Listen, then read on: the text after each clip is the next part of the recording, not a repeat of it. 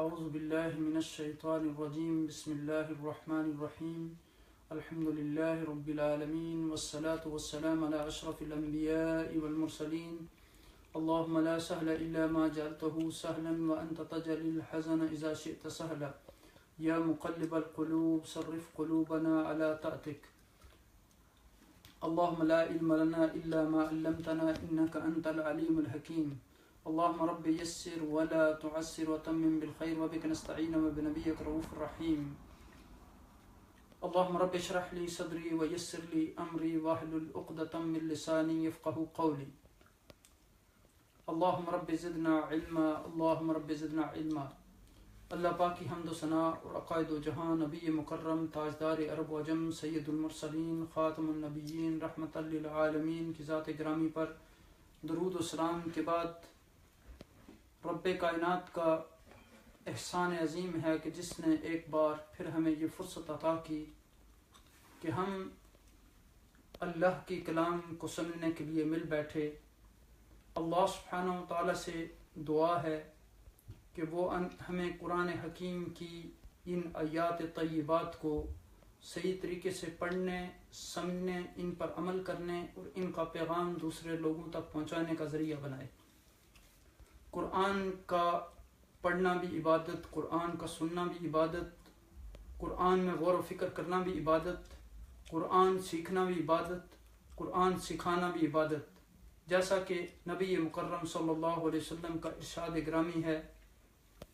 خیرکم من تعلم القرآن وعلمہ،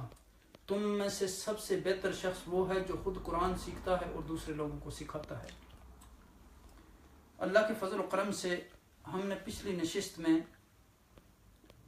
سورہ بقرہ کی 173 آیات مکمل کر لی تھی۔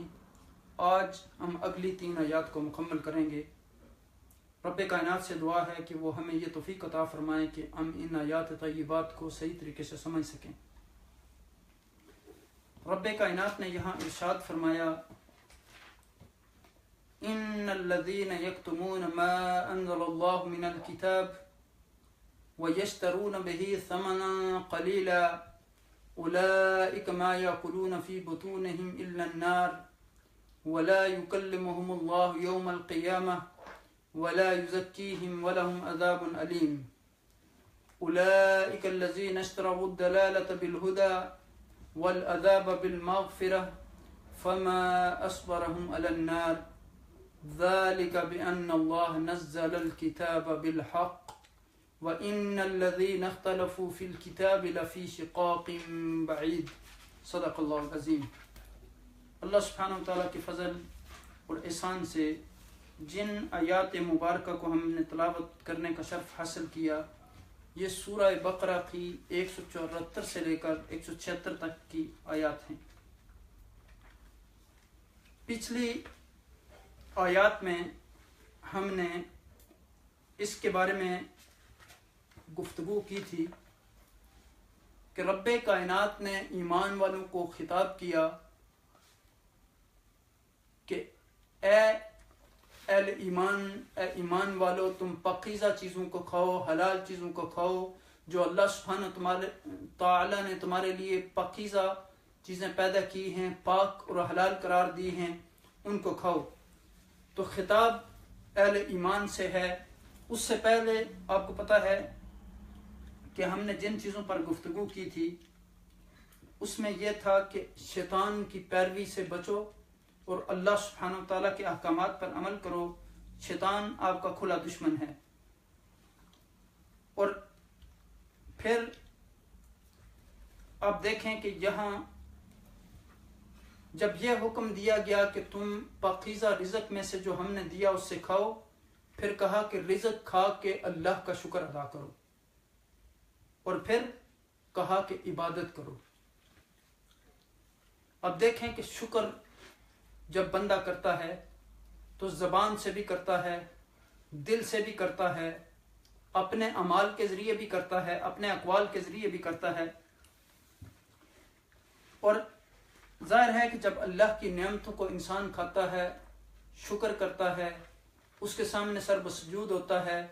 تو لَإِن شَكَرْتُمْ لَأَزِيدَنَّكُمْ، تو اللہ سبحانہ و تعالیٰ اپنی نعمتوں میں اور زیادتی کرتے ہیں۔ اس کے بعد پھر یہاں چونکہ حلال چیزوں کے کھانے کا حکم دیا گیا تھا، اگلی آیہ مبارکہ میں یہ بتایا گیا کہ کون کون سی چیزیں حرام ہیں،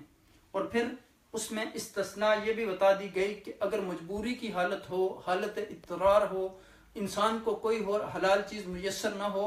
تو اس صورت میں اگر وہ اس چیز کو کھانے کی خواہش نہ رکھتا ہو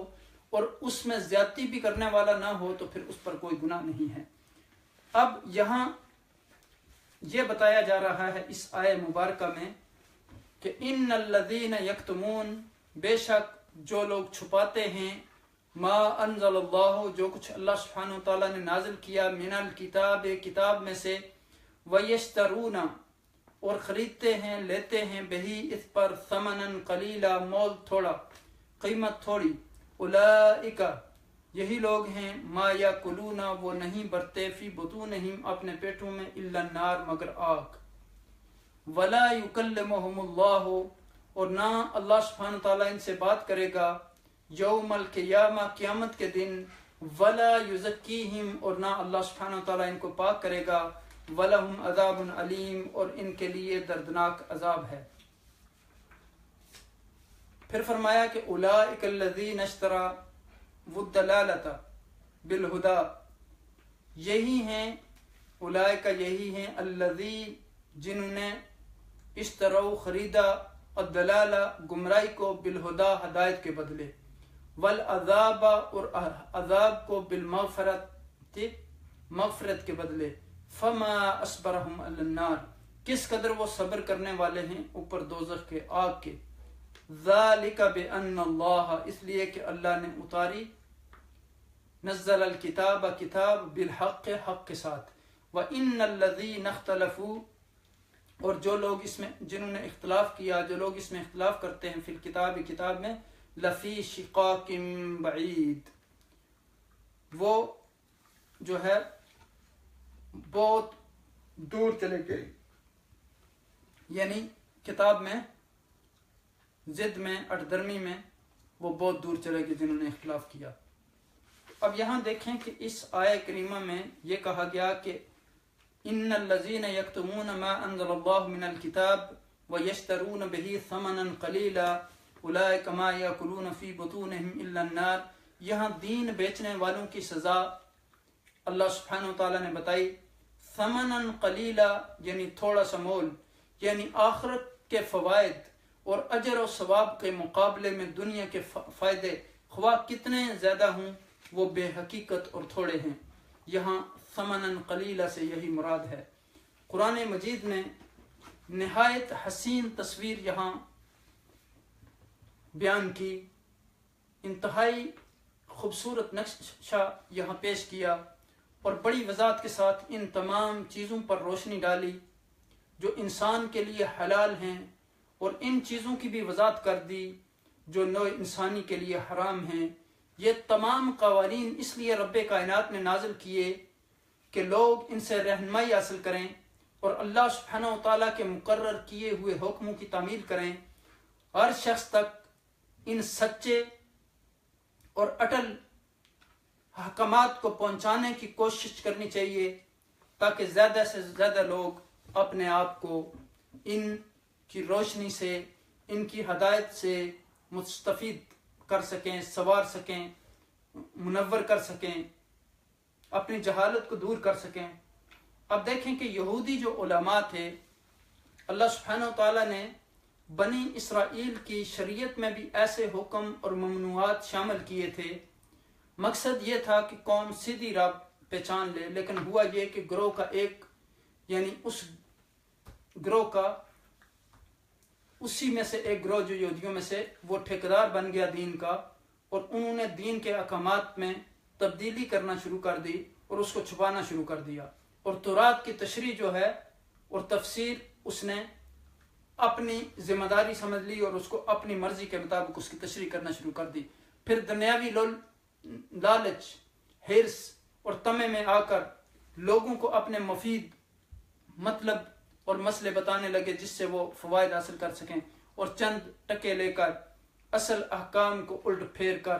اور عدل بدل کر لوگوں کو مرضی کی باتیں بتانے شروع کر دی۔ اس طرح احکامات کا جو مقصد تھا وہی فوت ہو گیا، اور یہ طبقہ خود بھی رائے راست سے ہٹ گیا اور دوسروں کو بھی گمراہ کیا۔ گویا یہ خود بھی گمراہ ہو گیا اور دوسروں کو بھی گمراہ کیا، چونکہ جب اللہ کے راستے سے انسان ہٹ جاتا ہے، کتاب سے ہٹ جاتا ہے، ہدایت کے راستے سے ہٹ جاتا ہے، تو پھر گمراہی اس کا مقدر بن جاتی ہے، پھر وہ اللہ کی قربت سے دور ہو جاتا ہے، اللہ کی رحمت سے دور ہو جاتا ہے، پھر اللہ سبحانہ و تعالیٰ کی مدد اور نصرت اس سے اٹھ جاتی ہے۔ اب دیکھیں یہاں یہ فرمایا کہ اس آیت میں سزا بتائی گئی کہ وہ اس جرم کے مرتکب ہو کر، کس چیز کے، کتاب کے احکامات کو چھپا کر، حق بات کو چھپا کر اس جرم کے مرتکب ہو رہے ہیں، گویا وہ آگ کھا رہے ہیں۔ جیسے کسی نہایت خوبصورت لذیذ بڑے ذائقے والے کھانے میں آپ زہر ملا دیں تو ویسے ظاہری طور پر تو اس کی بہت لذت ہوگی، لیکن پیٹ میں جانے کے بعد وہ آپ کو بے چین کر دے گا، مضطرب کر دے گا، اور اس کے ذریعے آپ کی موت واقع ہو جائے گی۔ اسی طرح یہ لوگ دنیاوی لالچ، طمع اور حرص میں آ کر آخرت برباد کر رہے ہیں، اگرچہ بظاہر ان کی زندگی بہت ٹھاٹھ اور آرام سے گزر رہی ہے،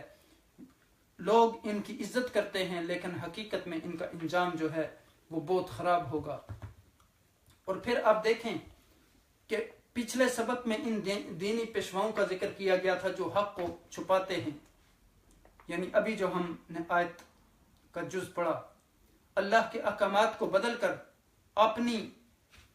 یا دوسروں کی مرضی کے مطابق پیش کرتے ہیں، یعنی یا تو اپنی فائدے کے لیے یا دوسروں کے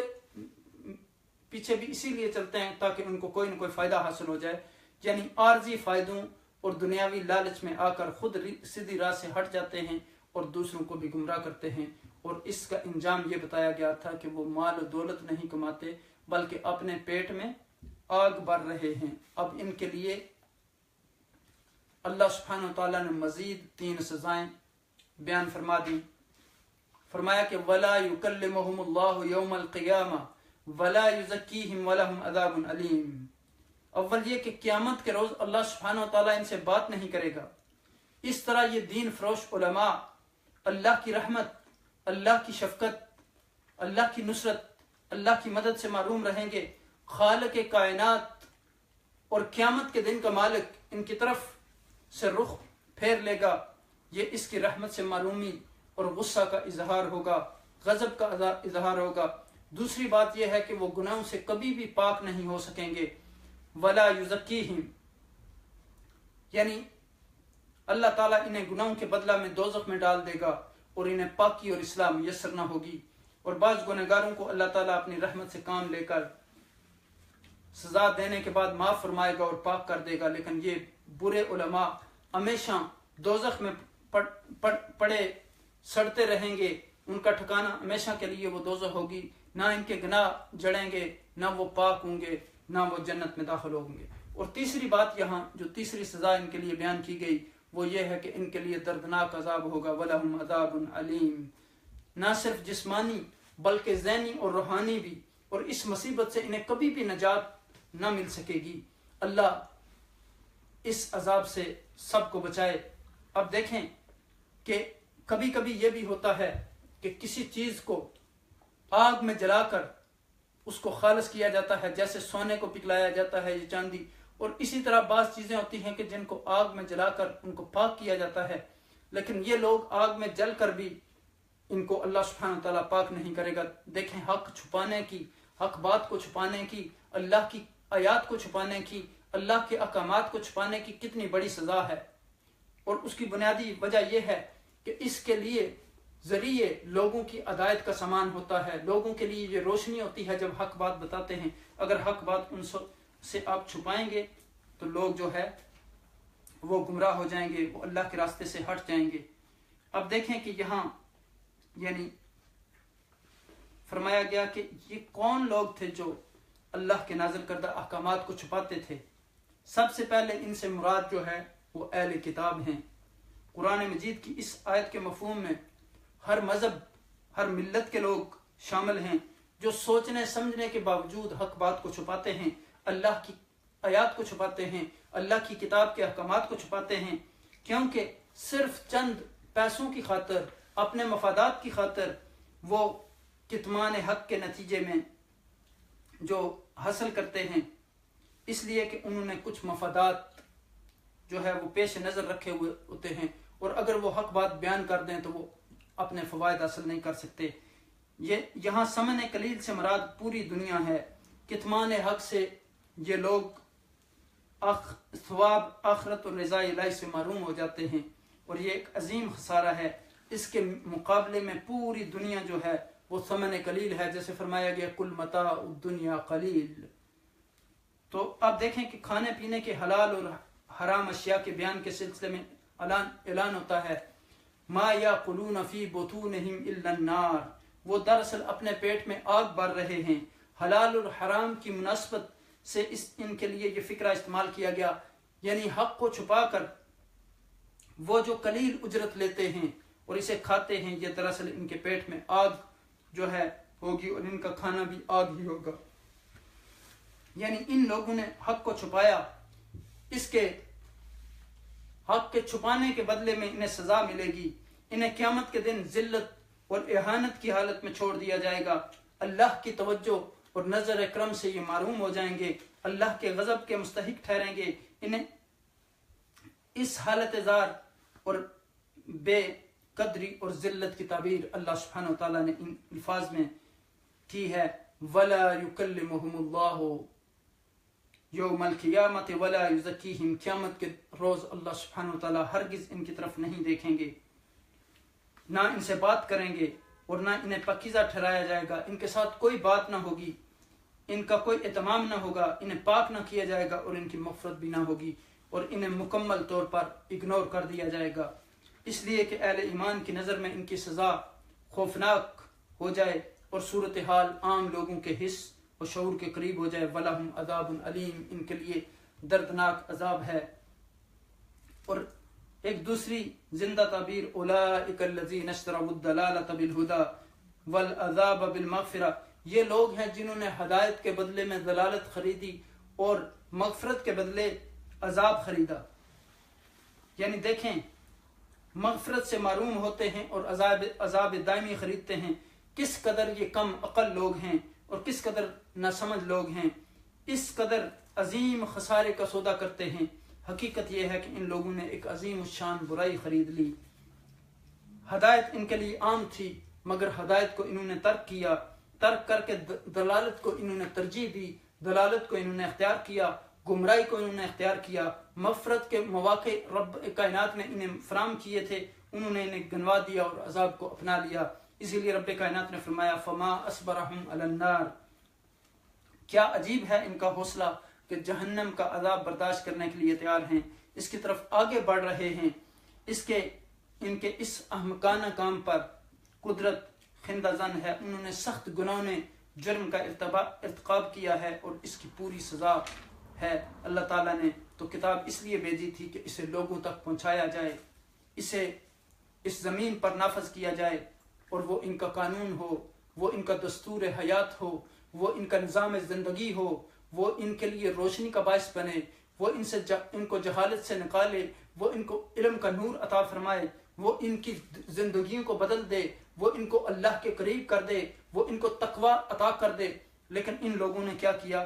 کہ اس کے بالعکس ساری چیزیں کیں، تو اس لیے یہ مستحق ٹھہرے اس عذاب کا۔ یعنی ان ظالموں نے ان احکامات کو چھپا لیا اور اسے چھپا کر میدان عمل سے خارج کر دیا، حالانکہ وہ ایک ایسی سچائی تھی کہ جس پر عمل کرنے کی غرض سے بھیجا گیا تھا۔ ذالک بان اللہ نزل الکتاب بالحق، اللہ اکبر۔ یہ سب کچھ اس وجہ سے ہوا کہ اللہ نے تو ٹھیک حق کے ساتھ مطابق اس کتاب کو نازل کیا تھا، اور جو لوگ اس کتاب پر ایمان لے آئے وہ ہدایت پر آگے، جس طرح ہم نے پیچھے بھی پڑھا تھا کہ ذالک الکتاب لا ریب فیہ ھدی للمتقین الذین یؤمنون بالغیب ویقیمون الصلاة ومما رزقناہم ینفقون والذین یؤمنون بما انزل الیک وما انزل من قبلک وبالآخرۃ ھم یوقنون اولئک علی ھدی من ربہم واولئک ھم المفلحون۔ یہی لوگ ہیں جو کامیاب ہیں، جو تقوی والے ہیں، جو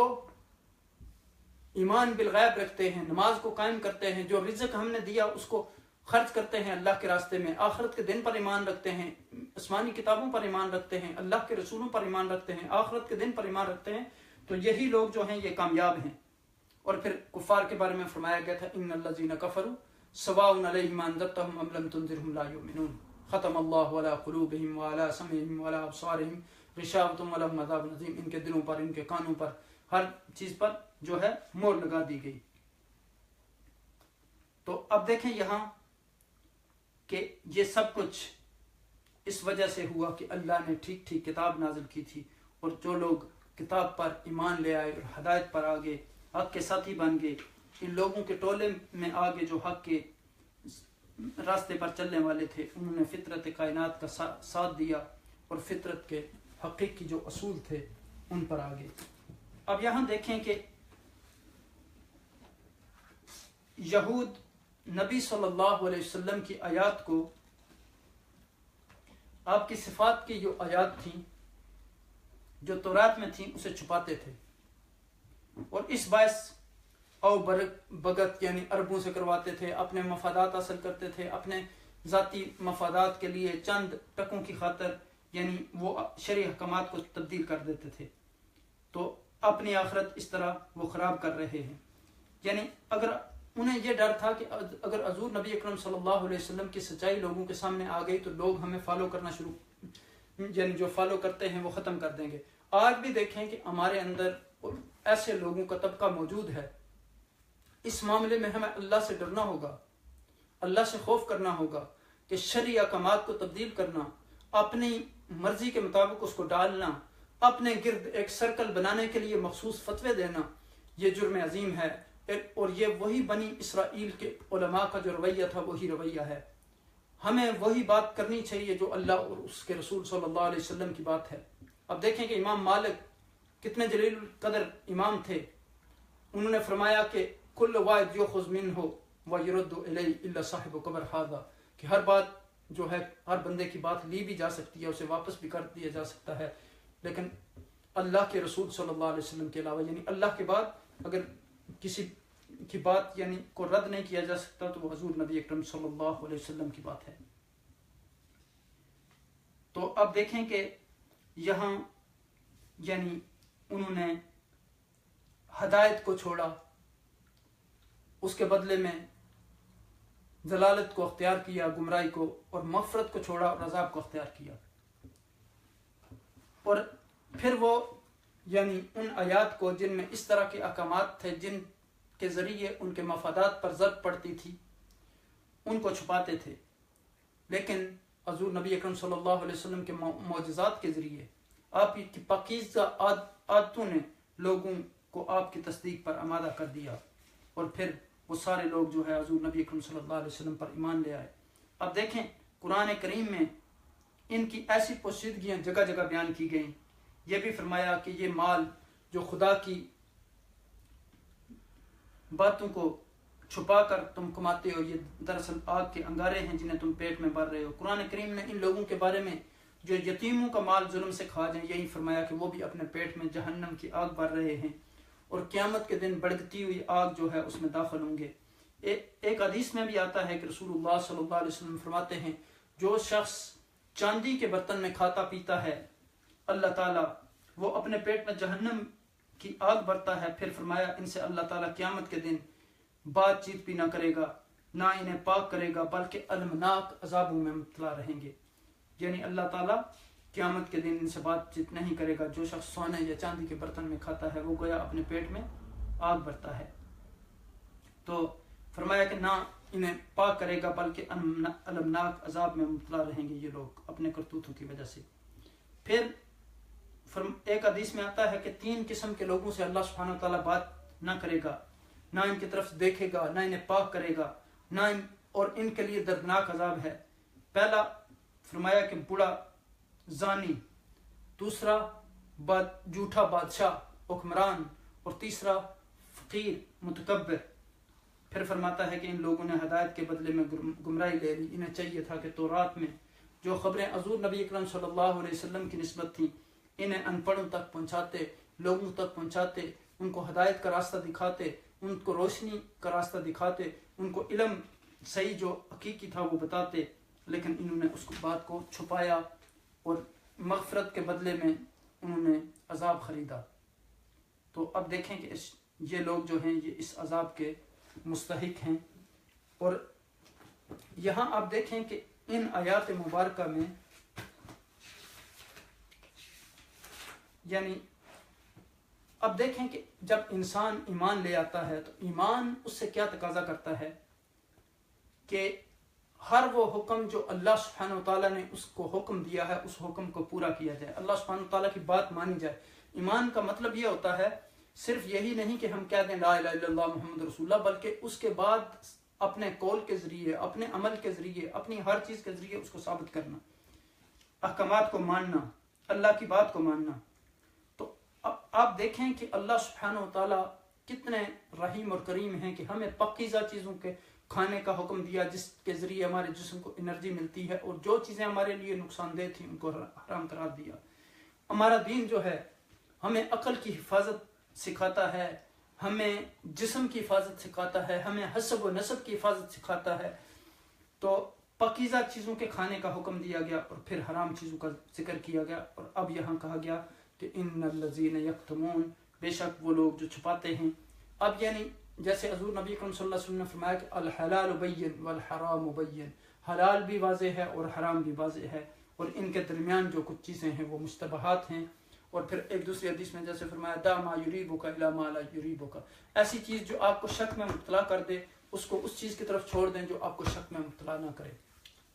یعنی ایک کھانا اگر آپ کو ڈاؤٹ ہے کہ یہ حرام ہے یا حلال ہے تو اس کو چھوڑ دیں اس کھانے کی طرف کہ جو آپ کو 100% شور نہیں کہ یہ حلال ہے۔ تو اب یہاں دیکھیں کہ یعنی قرآن میں بتا دیا گیا کہ جب لوگ حرام کے عادی ہو جائیں یا حرام چیزوں میں انہیں سہولت محسوس ہو تو پھر بعض اوقات علماء کا رویہ کیا ہوتا ہے کہ ان کی خواہشات کی تکمیل میں حق بات بیان نہیں کرتے، حق بات کو چھپاتے ہیں۔ مثلا کہتے ہیں کہ یہ آدمی ناراض ہو جائے گا، میں پھر معاشرے سے علیحدہ ہو جاؤں گا، مجھے کوئی فالو نہیں کرے گا، میری کوئی رسپیکٹ نہیں کرے گا۔ تو آپ دیکھیں کہ یہ بات ہمیں ہمیشہ ذہن نشین رکھنی چاہیے کہ لا طاعت لمخلوق فی معصیۃ الخالق۔ ایک طرف اللہ کی اگر اطاعت ہو، دوسری طرف بندوں کی تو اللہ کی اطاعت کی جاتی ہے، اللہ کی نافرمانی کبھی بھی نہیں کی جاتی۔ اگر آپ کے والدین بھی جن کی ہر حال میں اطاعت کرنے کا حکم دیا گیا، اگر وہ بھی آپ کو کوئی غیر شرعی حکم دیتے ہیں تو اس وقت ان کی اطاعت کرنا بھی واجب نہیں ہے۔ تو یہاں دیکھیں کہ انہوں نے اپنے ذاتی مفادات کے لیے، مقاصد کے لیے اللہ کے احکامات کو چھپایا۔ یعنی قرآن میں وہ باتیں واضح لکھی ہوئی تھیں لیکن وہ لوگوں کو پوری بات نہیں بتاتے تھے، آدھی بتاتے تھے اپنے ذاتی مفادات حاصل کرنے کے لیے۔ اب اگر وہ صحیح بات کریں تو انہیں پتا تھا کہ دنیا ان سے جاتی رہے گی، اب وہ ایسی بات کرتے تھے کہ جس سے وہ اپنا فائدہ حاصل کر سکیں، اور اس کے بدلے میں یعنی تھوڑے پیسوں کے بدلے میں، یہاں یہی مراد نہیں ہے کہ آپ پیسے دے کے خریدتے ہیں، مطلب یہ ہے کہ کبھی آپ مال بھی ہو سکتا ہے، کوئی منصب بھی ہو سکتا ہے، کوئی عہدہ بھی ہو سکتا ہے، کوئی اور بھی فائدہ پہنچ سکتا ہے۔ دنیا کا ہر وہ فائدہ جو انہیں حق چھپانے سے ملتا اس کی طرف اشارہ ہے۔ یعنی یہاں تو اصل تورات مراد ہے لیکن باقی کتب بھی۔ تو تورات اس لیے کہ یہود، جیسے میں نے بتایا کہ نبی اکرم صلی اللہ علیہ وسلم کی آمد کی نشانیاں ان کی کتاب میں موجود تھیں تو وہ اس کو چھپاتے تھے۔ پھر آپ دیکھیں کہ یہاں معنی جو ہے وہ کھانے پینے کی بات ہو رہی ہے، یعنی پھر حلال کی بات ہو رہی ہے، تو پھر اس کے بعد حق چھپانے کی بات ہو تو کون سا حق ہے؟ یعنی سب سے پہلے اس میں یہ ہے کہ حلال کیا ہے اور حرام کیا ہے۔ اب دیکھیں کہ ایک عام آدمی اگر کسی بات کو چھپاتا ہے، اس کے پاس علم نہیں ہے تو اس کو بھی یہ چھپانا نہیں چاہیے، لیکن اہل علم جو لوگ ہیں یہ ان کی ذمہ داری ہے، یہ حضور نبی اکرم صلی اللہ علیہ وسلم کی علم کے وارث ہیں، تو ان کو صحیح بات دوسرے لوگوں تک پہنچانی چاہیے، اور یہ رویہ ہرگز اختیار نہیں کرنا چاہیے کہ وہ اپنی مرضی کے مطابق لوگوں کو فتوے دیں۔ اس معاملے میں اللہ سے ڈرنا چاہیے، اور وہ دن جب قیامت کے دن اللہ سبحانہ وتعالیٰ کے سامنے ہم کھڑے ہوں گے، تو آج اگر ہم اپنی انا کے لیے، اپنی ذات کو پروموٹ کرنے کے لیے، اپنی گروہ بنانے کے لیے، اپنی امت کو ڈیوائڈ کرنے کے لیے ایسی چیزیں کریں گے تو کل اللہ سبحانہ و تعالیٰ کے سامنے ہمیں ان چیزوں کا جواب دینا ہوگا اور اس کی سخت سزا ملے گی. یعنی آج تو ہر بندہ سمجھتا ہے کہ میں بس اپنی جماعت بنا لوں، اپنا گروہ تیار کر لوں، اپنی فائدے کے مطابق فتوے دے دوں، لیکن وہاں جو ہے وہ کسی کی بات نہیں چلے گی. وہاں اللہ اور اس کے رسول کے احکامات کے مطابق ہی جو بات ہوگی وہی بات چلے گی، کیونکہ اللہ سبحانہ و تعالیٰ سب سے بہتر جو ہے وہ انصاف کرنے والے ہیں. اور پھر آپ دیکھیں کہ کتاب میں جو بھی چیز ہے وہ حق ہے، ہدایت ہے، روشنی ہے، شفا ہے، دلوں کے لیے جلا ہے، دلوں کو بدل دینے والی ہے، جہالت سے علم کی طرف لانے والی ہے، گمراہی سے روشنی کی طرف لانے والی ہے. تو اب دیکھیں کہ اس کی کتنی سزا بتائی گئی کہ اولئک ما یاکلون فی بطونہم الا النار ولا یکلمہم اللہ ولا یزکیہم ولہم عذاب علیم. یعنی قیامت والے دن اللہ سبحانہ وتعالیٰ ان سے بات نہیں کریں گے، یعنی وہ اللہ کا غضب حاصل کر لیں گے. تو اس آیت سے ایک بات تو ہمیں یہ پتہ چلی کہ حق بات کو چھپانا جو ہے وہ بہت بڑا جرم ہے. اور دوسری بات یہ کہ اس پہ معاوضہ لینا بھی جرم ہے، یعنی حق بات کے چھپانے پہ معاوضہ لینا جو ہے یہ جرم ہے. اور اب دیکھیں کہ یہاں بڑا واضح فرما دیا گیا کہ وَيَشْتَرُونَ بِهِ ثَمَنًا قَلِيلًا أُولَٰئِكَ مَا يَأْكُلُونَ فِي بُطُونِهِمْ إِلَّا النَّارَ وَلَا يُكَلِّمُهُمُ اللَّهُ يَوْمَ الْقِيَامَةِ وَلَا يُزَكِّيهِمْ وَلَهُمْ عَذَابٌ أَلِيمٌ. تو حق بیان کرنے پر معاوضہ لیا جا سکتا ہے کیا؟ دین یعنی جس طرح دین کو پڑھانے کے لیے، دین کو سکھانے کے لیے، قرآن و حدیث پڑھانے کے لیے بعض علماء کے نزدیک معاوضہ تو لیا جا سکتا ہے، لیکن شرط طے کرنا یہ جائز نہیں ہے کہ میں اتنے پیسے لوں گا. لیکن انفرادی طور پر بھی لینا جائز نہیں ہے. اب جیسے حضرت عمر رضی اللہ تعالیٰ عنہ کے زمانے میں جو قرآن کے مدرسین تھے، جو قرآن کے ٹیچرز تھے، ان کے لیے بیت المال سے تنخواہ مقرر تھی. تو طریقہ یہ ہونا چاہیے کہ پہلے بیت المال میں وہ پیسہ جمع کیا جائے، پھر وہاں سے ان کو تنخواہیں دی جائیں. تو یہ لیکن اگر کوئی نہ لے تو یہ افضل ترین چیز ہے. تو اب دیکھیں کہ علم اور حق بات کو چھپانے کی وجوہات کیا ہوتی ہیں. ایک تو بخل ہوتا ہے، لالچ ہوتا ہے. جس طرح آپ دیکھیں کہ بعض لوگوں کو مال ملتا ہے تو اس میں وہ بخل سے کام لکھتے ہیں، اللہ کے راستے میں خرچ نہیں کرتے، دوسرے لوگوں کی مدد نہیں کرتے، اچھے کاز کے لیے اس کو استعمال نہیں کرتے. اسی طرح علم اس سے بھی بڑی دولت ہے. تو یعنی اس میں یہ بھی ہوتا ہے کہ اگر دوسرا آدمی بھی علم سیکھ گیا، میں نے اس کو ساری باتیں سکھا دی، تو میرا نالج جو ہے وہ تو پھر لوگ اس کی قدر نہیں کریں گے، پھر میری جو ایک چدراہٹ قائم ہے وہ ختم ہو جائے گی. تو یہ باتیں جو علم کو چھپانا یہ بہت بڑا جرم ہے. بلکہ یعنی آپ دیکھیں کہ اس کی سخت ترین سزائیں حدیث پاک میں بھی بیان کی گئی کہ اس کو یعنی آگ کی لگام پہنائی جائے گی قیامت کے دن جو علم چھپانے والا ہے. تو اب دیکھیں کہ دوسری بات جو ہوتی ہے، اب دیکھیں جس طرح سیدنا علی بن ابی طالب رضی اللہ تعالیٰ عنہ نے فرمایا کہ رضینا قسمت الجبار فینا لنا علم وللجہال معلوم. وہ کہتے ہیں کہ میں رب کائنات کی اس تقسیم پر راضی ہوئے ہم کہ اس نے ہمیں تو علم دیا اور جائے لوگوں کو مال و دولت دیا. تو یہاں اس سے اندازہ کر لیں کہ علم بہت بڑی دولت ہے. اور پھر دوسری یعنی میں نے آپ کو بتایا کہ ہرس، لالچ، یعنی صرف لوگ وہاں سکھائیں گے جہاں سے کوئی فائدہ ملے گا. کوئی بڑا آدمی ہے تو اس کے بیٹے کو پڑھانا، چونکہ انہیں پتہ ہے، یا کوئی منسٹر ہے یا کوئی یعنی کسی عہدے پہ ہے تو اس کے ساتھ تعلق بنانے کے لیے، اس سے مفادات حاصل کرنے کے لیے. تو اب دیکھیں کہ ایک غریب اگر کوئی آدمی ہے، وہ علم کی طلب ہے، جستجو ہے، تو اس کو محروم کر دینا یہ بھی بہت بڑا جرم ہے. تو ان لوگوں سے خطاب ہے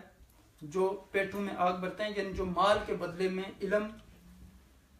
کو چھپاتے ہیں، یعنی وہ علم مال کے بدلے میں دیتے ہیں، مال کے بغیر کسی کو علم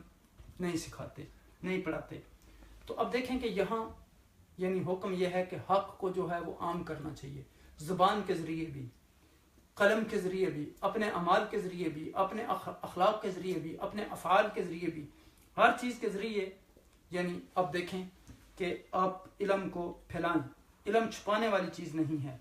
اور علم چھپانے والوں کے متعلق کہا کہ اولئک الذین اشتروا الضلالۃ بالہدیٰ،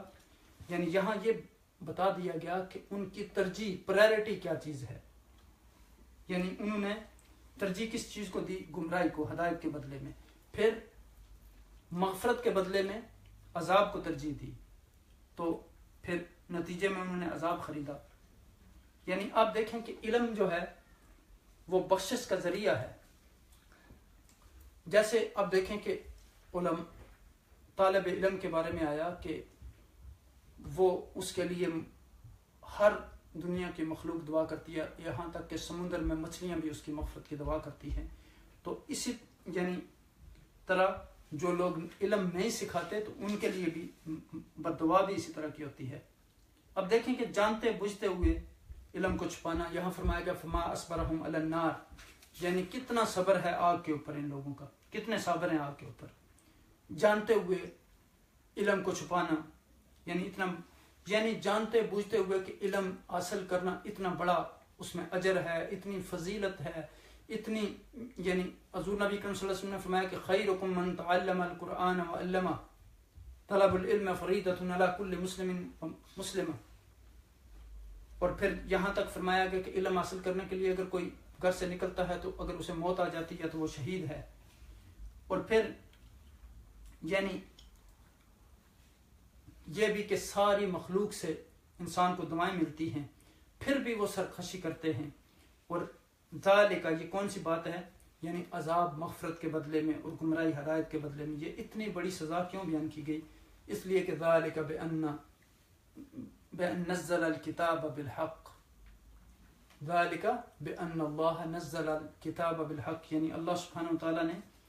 کتاب کو حق کے ساتھ اتارا ہے. کتاب میں سب کچھ حق ہے، سچ ہے، حقیقت ہے، روشنی ہے،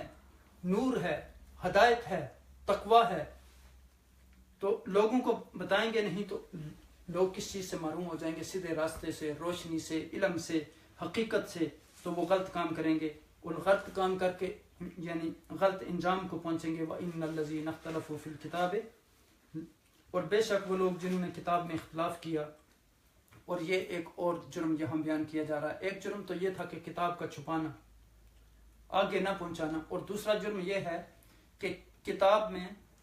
لا یعنی قسم کی باتیں کرنا، حجتیں کرنا، علم نہ ہونے کے باوجود اپنی قرآن میں اپنی رائے کا اظہار کرنا. تو وہ دور کی مخالفت میں ہیں جو تعویلیں کرتے ہیں، حجت بازیاں کرتے ہیں، اپنی مرضی کے مطابق تفسیریں کرتے ہیں قرآن کی. تو فرمایا لفی شقاق بعید، وہ دور کی مخالفت میں، یعنی مخالفت میں وہ اتنے دور چلے گئے ہیں کہ اب واپسی کا راستہ ان کے لیے ممکن نہیں، بہت مشکل نظر آتا ہے. وہ یعنی ہٹ درم ہیں، ضد پر ہیں. تو یہ اتنا بڑا جرم ہے حق چھپانا. اور دوسرا جرم حق بات سامنے آ جانے کے بعد پھر اس کو نہ ماننا، تعویلیں کرنا، حجتیں کرنا، ڈٹ جانا. حضور نبی کریم صلی اللہ علیہ وسلم نے ارشاد فرمایا کہ کلنا خطاء وخیر الخطائین التوابون، ہم سب غلطیاں کرنے والے ہیں لیکن سب سے بہتر شخص وہ ہے جو اپنی غلطی کا اعتراف کر لیتا ہے اور توبہ کر لیتا ہے. تو حق سے اختلاف کرنا، ایسے لوگ آپس میں ایک دوسرے سے بہت دور ہو جاتے ہیں. اور صرف آپس سے دور نہیں ہوتے بلکہ اللہ کی رحمت سے دور ہو جاتے ہیں، اللہ کی قربت سے نور ہو جاتے ہیں، اللہ کے نور سے معروم ہو جاتے ہیں، اللہ کی نصرت سے معروم ہو جاتے ہیں، اللہ کی مدد سے معروم ہو جاتے ہیں. اور پھر اللہ ان کی طرف دیکھیں گے بھی نہیں. آپ دیکھیں کہ اللہ سبحانہ وتعالیٰ نے کتاب کو کس لیے اتارا؟ کہ اس پر عمل کریں، اس کو آگے پہنچائیں، اس کے مطابق جئیں اور اس کتاب کے مطابق مریں. اور جو لوگ اس مقصد کے علاوہ کتاب کو دوسرے مقاصد کے لیے استعمال کرتے ہیں، اپنے فوائد حاصل کرنے کے لیے اور لوگوں کو بھٹکانے کے لیے اور تعویلیں کرنے کے لیے اور بحثیں کرنے کے لیے، اور جس مقصد کے لیے وہ اتری ہے اس سے وہ استفادہ نہیں کرتے اس طرح کا، وہ اللہ تعالیٰ کا قرب نہیں پا سکتے، وہ اللہ کی رحمت سے محروم ہو جاتے ہیں، وہ اللہ سے کے قرب سے دور ہو جاتے ہیں. اسی لیے فرمایا کہ اولئک الذین اشتروا الضلالۃ بالہدیٰ فما ربحت تجارتهم ما كانوا مهتدین. اور یہاں فرمایا کہ وَيَشْتَرُونَ بِهِ ثَمَنًا قَلِيلًا أُولَٰئِكَ مَا يَأْكُلُونَ فِي بُطُونِهِمْ إِلَّا النَّارَ وَلَا يُكَلِّمُهُمُ اللَّهُ يَوْمَ الْقِيَامَةِ وَلَا يُزَكِّيهِمْ وَلَهُمْ عَذَابٌ أَلِيمٌ. اور وہاں بھی فرمایا گیا تھا کہ یہ لوگ جو تجارت کر رہے ہیں یہ خسارے کا سودا ہے۔ تو اب دیکھیں کہ اللہ سبحانہ وتعالیٰ نے اس کتاب کو ہمارے لیے نازل کیا ہے، اور اس کتاب سے ہم کس طرح استفادہ حاصل کر سکتے ہیں۔ اب دیکھیں، ایک تو یہ ہے کہ اس قرآن کو صحیح طریقے سے پڑھنا، اس کی صحیح طریقے سے تلاوت کرنا، ترتیل کے ساتھ، اچھے آواز کے ساتھ۔ تو دوسری بات یہ ہے کہ قرآن کو سوچ سمجھ کے پڑھنا، اس کو سمجھنا، اس کو غور و فکر کرنا، اس میں تدبر کرنا، اور اس کو سمجھنا، اس کو صحیح طریقے سے سننا۔ اور پھر اس کے بعد یعنی تیسری جو چیز ہے وہ یہ ہے کہ قرآن کو مضبوطی سے پکڑنا، اور اس کے جو حلال اور حرام کے احکامات ہیں ان کو جاننا۔ اور دوسری چیز، چوتھی چیز جو ہے وہ یہ ہے کہ قرآن سے استفادہ حاصل کرنا۔ تو اس لیے ہمیں چاہیے کہ ہم قرآن کو صحیح طریقے سے سمجھیں، پڑھیں، اس کی تلاوت کریں، اس کو سمجھنے کی کوشش کریں۔ اب دیکھیں کہ قرآن حکیم میں بے شمار آیات جو ہیں جہاں قرآن کی صفات بیان کی گئی۔ اب دیکھیں قرآن کے شروع میں ہم نے پڑھا تھا کہ ذالک الکتاب لا ریب فیہ ھدی للمتقین، پھر الذین یؤمنون بالغیب ویقیمون الصلاۃ۔ پھر اب دیکھیں کہ وہاں ارشاد فرمایا کہ وَإِن كُنتُم فِي رَيْبٍ مِّمَّا نَزَّلْنَا عَلَىٰ عَبْدِنَا فَأْتُوا بِسُورَةٍ مِّن مِّثْلِهِ وَادْعُوا شُهَدَاءَكُم مِّن دُونِ اللَّهِ إِن كُنتُم صَادِقِينَ۔ تو یہ قرآن کی حقانیت اور صداقت کی سب سے بڑی دلیل ہے۔ اور پھر إِنَّ نَحْنُ نَزَّلْنَا الذِّكْرَ وَإِنَّا لَهُ لَحَافِظُونَ، ہم نے اس قرآن کو نازل کیا اور ہم اس کی حفاظت کرنے والے ہیں۔ اللہ سبحانہ وتعالیٰ سے دعا ہے کہ وہ ہمیں حق بات بیان کرنے کی توفیق عطا فرمائے، اور ہمیں قرآن اور سنت کے راستے پر چلنے کی توفیق عطا فرمائے، اور ہمیں ان لوگوں میں شامل فرمائے اللہ سبحانہ وتعالیٰ جن کے ساتھ قیامت والے دن کلام کریں گے، ان کو پاک کریں گے، اور اللہ سبحانہ وتعالیٰ ہمیں اس عذاب سے بچائیں۔ اللہ سبحانہ وتعالیٰ ہمیں ان لوگوں سے بچائیں جو گمراہی کو ہدایت کے بدلے میں خریدتے ہیں، اور جو عذاب کو مغفرت کے بدلے میں خریدتے ہیں۔ اللہ سبحانہ وتعالیٰ ہمیں کتاب کے احکامات میں اختلاف کرنے سے محفوظ فرمائے۔ ہمیں اللہ سبحانہ وتعالیٰ یہ توفیق عطا فرمائے کہ ہم لوگوں کو حق بات، جو صحیح قرآن و سنت کی بات ہے، جو حضور نبی اکرم صلی اللہ علیہ وسلم کی بات ہے، جو اللہ کی بات ہے، جو صحابہ کرام کی بات ہے، جو قرآن و سنت کے مطابق ہے، اس بات کو لوگوں تک پہنچائیں تاکہ لوگوں کو ہدایت کا راستہ ملے، لوگ گمراہی سے پیچھے ہٹیں۔ اب دیکھیں کہ جب یعنی لوگوں کو حق بات نہیں پتہ چلے گی تو پھر کیا اس کا نتیجہ ہوگا کہ وہ گمراہی کی طرف جائیں گے، جہالت کی طرف جائیں گے، اندھیرے کی طرف جائیں گے، اور اس کا وبال اہل علم پر ہوگا کہ جو جانتے بوجھتے ہوئے حق بات نہ بتائیں۔ اللہ سبحانہ وتعالیٰ ہمیں ان لوگوں میں شامل فرمائیں کہ جو حق بات بیان کرتے ہیں، حق بات پر عمل کرتے ہیں، حق بات پر ڈٹتے ہیں۔ اللہ سبحانہ وتعالیٰ ہمیں قرآن کی روشنی سے مستفید فرمائیں، قرآن کے نور سے ہمارے دلوں کو مزین فرمائیں، اور تقویٰ کی توفیق عطا فرمائیں، اور ہمیں صحیح طریقے سے اللہ اور اس کے رسول کے احکامات پر عمل کرنے کی توفیق عطا فرمائے۔ جزاکم اللہ خیر وما علینا الا البلاغ۔ السلام علیکم ورحمۃ اللہ وبرکاتہ۔